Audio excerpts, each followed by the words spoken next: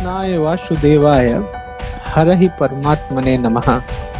प्रणत क्लेशाय नाशाय गोविंदाय नमो नमः। मित्रों, आज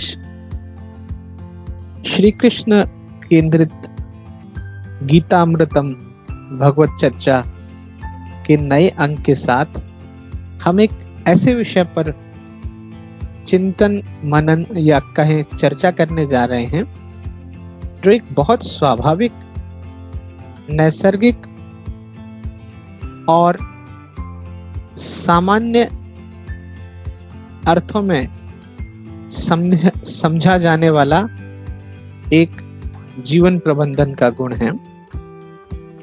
वह गुण यूं या इस प्रकार है कि मनुष्य के जीवन रण में उसकी मानसिक तैयारी को किस तरह से श्रीमद् भगवद गीता के द्वारा न केवल एक युद्ध में श्री कृष्ण अर्जुन संवाद के द्वारा बताया गया है, बल्कि इसकी ऐसी सूक्ष्म व्याख्या की गई है कि इसमें सारी समस्याओं के मूल का हल है। तो आज हम सादर उपस्थित हैं एक महत्वपूर्ण विषय के साथ, जिसका शीर्षक है युद्ध क्षेत्र या जीवन रण प्रबंध, एक मानसिक तैयारी प्रक्रिया आयाम द्वारा श्रीमद् भगवद गीता। और अगर अंग्रेजी में कह लें तो कुछ इस तरह कि management of battlefield of life, a process of mental preparedness through the wisdom of Shrimad Bhagavad Gita.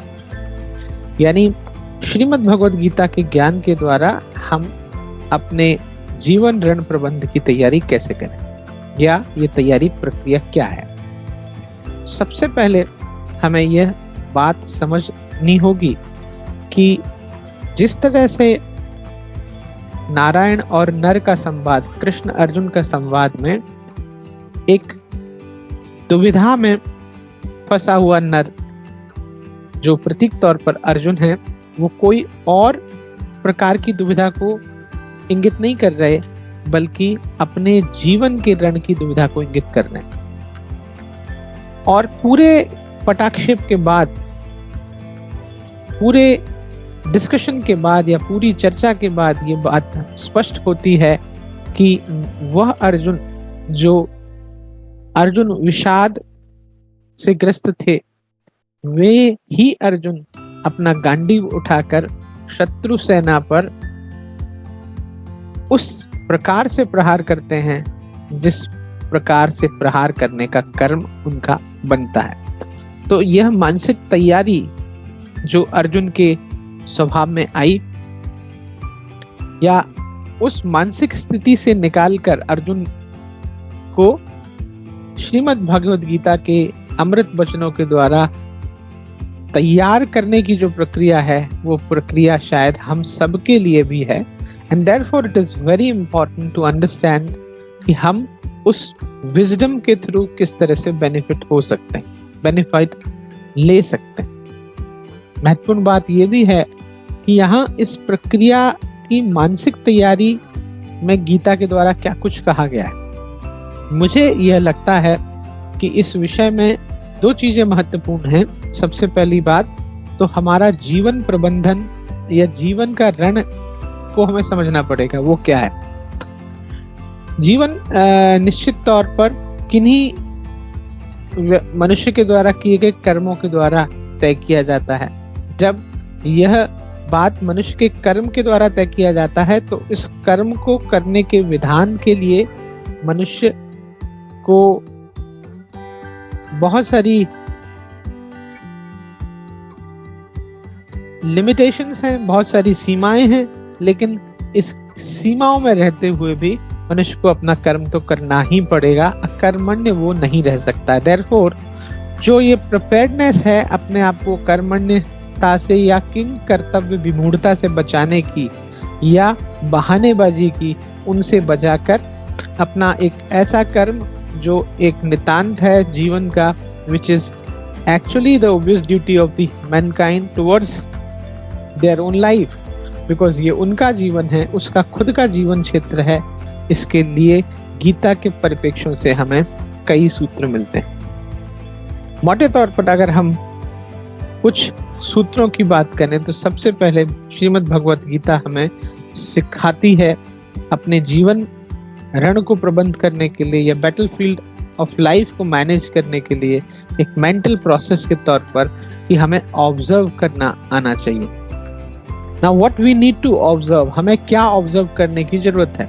क्या जैसा श्री कृष्ण के द्वारा कौरवों और पांडवों की सेनाओं के बीच में लाकर खड़े किए गए, युद्ध क्षेत्र में लाकर खड़े किए गए रथ या चैरियट को वहां जब खड़ा किया गया, तो जब जिस तरह दुर्योधन ऑब्जर्वेंस कर रहा था या कृष्ण चाहते थे कि अर्जुन जो कुछ ऑब्जर्व करे वो एक बैटल की तैयारी या युद्ध के प्रारंभ होने की स्थिति थी। इसमें प्लानिंग हो सकता है, इसमें स्ट्रेटेजिक अलाइनमेंट हो सकती है चीजों को या हम अपनी मानसिकता को तैयार कर लेने की बात भी करें। ये बहुत स्वाभाविक है क्योंकि हम में से किसी भी मनुष्य का आज के युग में चिंतन या हमारी जो समझ है वो शायद अर्जुन के समकक्ष भी नहीं है। निश्चित तौर पर we as a person of this particular life, आज के युग के जो मनुष्य हैं उनका मानसिक चिंतन उतना प्रभावी नहीं है। तो हमारे जीवन का जो बैटलफील्ड है उसमें सबसे पहले हमें ऑब्जर्व क्या करना है। Now what we need to observe, हमें ऑब्जर्व करना है, हमें नोटिफाई करना है through the process of Bhagavad Gita कि हम चीजों को समझें। समझ तब विकसित होगी जब हम किसी भी प्लानिंग मैकेनिज्म या हम योजनाबद्ध तरीके से चीजों को संभालेंगे। अगर हम युद्ध की बात करते हैं, युद्ध क्षेत्र में भी विजय या पराजय सिर्फ महज शस्त्रों से नहीं होती, यह शायद हमारे मानसिक बल से निर्धारित होती है। तो मानसिक बल ऑब्जर्वेंस के साथ आता है। यह 5 बनाम 100 लोगों की लड़ाई थी। निश्चित तौर पर मान के चलिए श्री कृष्ण की अक्षौणी सेना कौरवों के साथ थी और श्री कृष्ण शायद निहत्थे थे, लेकिन पांडवों की या 5 पांडवों की या उनके साथ जो भी सेनापति थे उनकी विजय हुई। दैट इज बिकॉज कि शायद उस बैटलफील्ड को, उस युद्ध क्षेत्र को मेंटल प्रिपेयर्डनेस के साथ लड़ा गया था। निश्चित तौर पर सत्य की लड़ाई थी, लेकिन इसके साथ साथ जो क्रिएटर या क्यूरेटर थे उस पर्टिकुलर बैटलफील्ड के, श्री कृष्ण, वह ही इस पर्टिकुलर प्रोसेस को, प्लानिंग को एग्जीक्यूट कर रहे थे। और इस बात के लिए मैं कोई साक्ष्य नहीं देना चाहूंगा या कोई तर्क नहीं देना चाहूंगा। हम अपनी समझ से श्रीमद् भगवद गीता जब भी जिस भी प्रकार से पढ़ते हैं, अपने अपने इंटरप्रिटेशंस के थ्रू ये तो पाते ही हैं कि एक well planned execution of battlefield करने के लिए ही श्री कृष्ण वहां पर पथ प्रदर्शक या सारथी थे। दूसरी बात जो हमें यहाँ पर सीखनी चाहिए या ये प्रक्रिया को मेंटल प्रिपेयर्डनेस के लिए हमें अपने आप के साथ एसोसिएट करने के लिए श्रीमद् भगवद गीता प्रेरित करती है, वो यह कि हमें हर समय अपने आप को कर्म के साथ एसोसिएट करना है। Once you are associated with the different roles of life, जीवन में आपके मेरे बहुत सारे अलग अलग किस्म के रोल्स या भूमिकाएं होती हैं। तो जीवन में मनुष्य की जो कुछ भी भूमिका है, उस भूमिका के साथ आपको न्याय करना पड़ेगा। कई समय हमारी जिंदगी में या जीवन में ऐसी स्थितियां भी आ जाती हैं जब एक रोल दूसरे रोल पर हावी हो जाता है, और यही स्थिति थी शायद कि यह स्थिति अर्जुन की हो गई थी और हम में से कईयों की भी हो जाती है अपनी लाइफ के इस प्रोसेस में। तो सॉल्यूशन क्या है? और सॉल्यूशन यही है जो मैंने बताया, या श्री कृष्ण के चिंतन से, श्री कृष्ण के रेफरेंस से भगवद गीता को पढ़ते समझते हुए हम इंटरप्रेट कर पाए कि हमें हमेशा कर्म में रत रहना है। सोच के देखिए उस डॉक्टर की स्थिति जो अपने एक सर्जरी के प्रोसेस में है, वो बहुत विकट मानसिक तनाव से ग्रस्त हो सकता है, बहुत सारी भावनात्मक चीजों के साथ एसोसिएट हो सकता है जब वो किसी मानव शरीर को क्योर कर रहा है और तब जब वो उसका कोई सगा संबंधी है। लेकिन उस समय उसको अपना कर्म, अगर एक चिकित्सकीय कर्म अगर किया करने के लिए प्रेरित किया जाए तो सारी चिंताएं, सारी बाधाएं उससे मुक्त हो जाएंगी। सोच के देखिए कि आप अफगानिस्तान में आजकल जो स्थितियां बनी हुई हैं, आप एक इंटरनेशनल एयरपोर्ट जो काबुल एयरपोर्ट आज है, वहां पर आप हजारों लोगों की भीड़ में उन लोगों को जो यूनाइटेड नेशंस की आर्मी हैं उनके द्वारा प्रोटेक्टेड एरिया में आपको फ्लाइट को ऑपरेट करना है, लोगों की जान बचानी है और लोगों के साथ उन लोगों की भी जो शायद आपके अपने भी हो सकते हैं। तो वहाँ कर्म आपको ये प्रेरित कर देता है कि सारी आपके जो कन्फ्यूजन्स हैं वो क्लियर हो जाते हैं।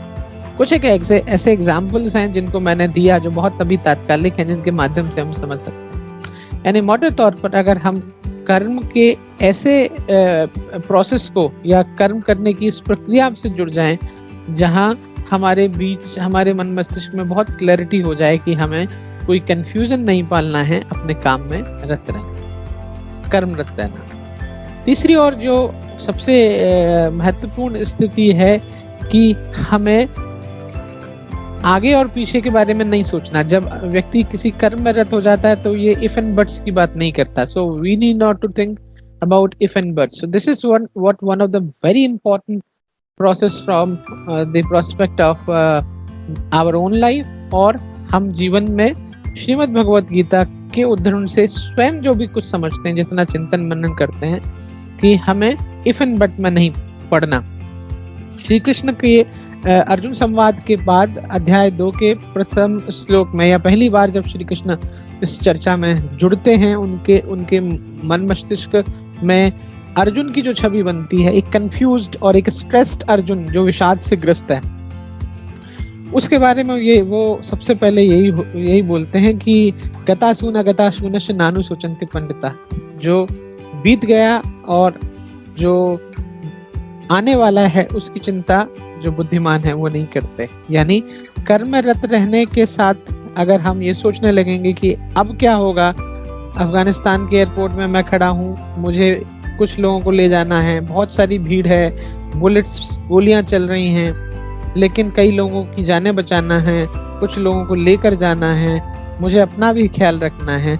इस समय सिर्फ व्यक्ति अगर अपने कर्म के बारे में सोचेगा तो शायद ज्यादा डिसिप्लिन रह पाए। ऐसे जीवन क्षेत्र में बहुत सारे उदाहरण हैं जिनके माध्यम से हम अपने आप को प्रिपेयर कर सकते हैं, और यह गीता के ही सूत्र हैं जो काहे बगाहे हमें अपने आप को फिलोसॉफिकली एक प्रिपेयर्डनेस के लिए रेडी करते हैं, या एक मानसिक प्रक्रिया के तौर पर तैयार करते हैं। तो इफ एंड बट्स में नहीं पढ़ना है, कर्मरत रहना है, आगे और पीछे के बारे में तब नहीं सोचना है जब हम कर्म कर चुके हैं। किसी स्टूडेंट ने एडमिशन ले लिया, अब वो पढ़ने जा रहा है, अब ये सोचने से कि एडमिशन नहीं लेता तो ठीक था, या मैं कैसे पढ़ूंगा, क्या करूंगा, सिर्फ अब उसका काम है अध्ययन में मन लगाना। किसी ऐसे निर्णय को अगर आप जीवन में ले चुके हैं जिसके लिए आप अपने आप को अगर पीछे और आगे के लिए कोसेंगे तो निश्चित तौर पर असफलता मिलेगी। अतः बेहतर है जो विकल्प आपने चुना है उसको यह मान के कि यही ईश्वर की इच्छा है और यही मेरा कर्म है कि मुझे अब इसी कर्म क्षेत्र को करते रहते हुए नितांत फल की तरफ जाना, या तो विजय मिलेगी या पराजय। जो चौथी और बहुत महत्वपूर्ण बात है कि हमें इस कर्म को करते हुए और ये ना सोचते हुए कि आगे क्या होगा पीछे क्या होगा, अगर हम इसके बीच में ये सोचने लगते हैं कि हमारा जो कर्म है वो हमें किस तरह के फल देगा, या इस कर्म को करके मुझे सफलता मिलेगी भी या नहीं, यहाँ एक फ्रैक्शन ऑफ सेकंड के लिए ये थॉट अगर हमारे मस्तिष्क में आता है, मैं अगर ये सोचता हूँ कर्म करने की प्रक्रिया में, जहाँ हम ये सोचने लगे इस प्रक्रिया में कि कर्म तो कर रहे हैं, ना मुझे आगे का सोचना है ना पीछे का, लेकिन इस प्रक्रिया में अगर हमारा चिंतन फल की तरफ हो गया, फल की इच्छा की तरफ आ गया, तो निश्चित तौर पर कहीं ना कहीं परिणाम शायद यथावत नहीं होंगे। वहां पर हमें पोलाइटली ऑनेस्टली अपने एग्जीक्यूशन ऑफ वर्क की तरफ लगना है। हमें एक ऐसे प्रभावी कर्म की तरफ जाना है जिसका प्रभाव स्वतः फल को जन्म देगा। इसकी चिंता हमें करनी नहीं है। हम लक्ष्य को लेकर, यद्यपि मानव जीवन में लक्ष्य बहुत महत्वपूर्ण है, लेकिन लक्ष्य को लक्ष्य करके ही अगर हम रास्ते पर चलते रहे, एक रास्ते पर चलते वक्त हमें कितनी दूर पहुंचना है, कई बार 90 रन बनाना आसान होता है, लेकिन 10 रन बनाने की प्रक्रिया में बल्लेबाज गड़बड़ कर देता है। दैट मींस फॉर हम उसे निष्काम प्रभाव से करते रहे, स्वाभाविक कर्म करें, तो बहुत आसानी से अपने बैटलफील्ड की तरफ या लाइफ का जो बैटल है उसको कॉन्कर कर सकते हैं। Last but not the least, it is what stated by Shrimad Bhagavad Gita, और जो भी कर्म का प्रभाव मेरे पास है, फल क्या होगा नहीं होगा, हो सकता है फल पराजय भी हो। ये एक हमारे सबकॉन्शियस माइंड में एक थॉट रहता है, या तो विजय होगी या पराजय होगी। और अगर विजय पराजय की दोनों ही स्थितियों को पहले हम उस ईश्वर को समर्पित कर दें जिसके कॉन्फिडेंस में हम चल रहे हैं, whatever the phase of life. Afghanistan के एयरपोर्ट में अभी जो व्यक्ति एक प्लेन को लेकर चलने जा रहा है, वो ये सोच के कि ले जा पाऊंगा या नहीं ले जा पाऊंगा, वो ईश्वर को के विधान को छोड़ दे, लेकिन मैं उद्धत हूँ अपने कर्म के लिए। जो भी परिस्थिति मुझे रोकेगी उसका डटकर सामना करूंगा, और जो भी परिस्थितियां बनेगी उसमें मैं जो भी कर सकता हूँ जीवित रहते वो करूंगा। एक विद्यार्थी की तरह एग्जाम की तैयारी करना, एग्जाम पेपर में अगर जो कुछ भी चीजें अध्ययन की हैं उनको आप प्रश्नों के उत्तर आप लिख सकते हैं, और उसके बाद यह चिंतन करना आपकी आवश्यकता के अनुरूप नहीं है कि ये नंबर कम होगा या ज्यादा होगा। बेहतर है हम हार और जीत दोनों को ही ईश्वर को समर्पित करके बस अपना कर्म करते रहें, यानी have a faith in the God, और उस गॉड के को हार या जीत दोनों को ही समर्पित करके केवल कर। So I thought after this particular discussion, गीतामृतम के इस अंक में हमने मानव जीवन के जो जीवन का रण है उसकी एक मानसिक प्रक्रिया को मैनेजमेंट प्रोस्पेक्ट में समझा। इन इंग्लिश अगर मैं बोलूं कि through this particular discussion we have frame out the blueprint of management process of battlefield of life, because we are in the process of mental preparedness. So whatsoever our thoughts are, Gita या श्रीमद् भगवद गीता इतना गूढ़ विज्ञान है, इसमें बहुत सारी परतें हमारे जीवन के लिए बहुत उपयोगी हैं, जिनको सूक्ष्मतर पढ़कर अध्ययन करके समझा जा सकता है। एक बात और इस सत्र के समापन पर कहूँगा कि बेहतर है हम सब लोग गीता का अध्ययन करें और लगातार करें, निरंतर करते रहें, जिनके प्रभाव से या जिनके पढ़ने से ही हमारे विचारों में पॉजिटिविटी आती है, हमारे थॉट्स कंसंट्रेट करते हैं, तो डेफिनेटली वो ह्यूमन बीइंग को या मानव को उसके जीवन के रण को जीतने में मदद करें। उम्मीद करता हूँ कि श्रीमद् भगवद गीता केंद्रित इस गीतामृतम के आज के अंक को आपने सराहा होगा। त्रुटियों के लिए क्षमा। शेष अगले अंक के विचारों के साथ फिर से उपस्थित होंगे। तब तक के लिए जय श्री कृष्ण।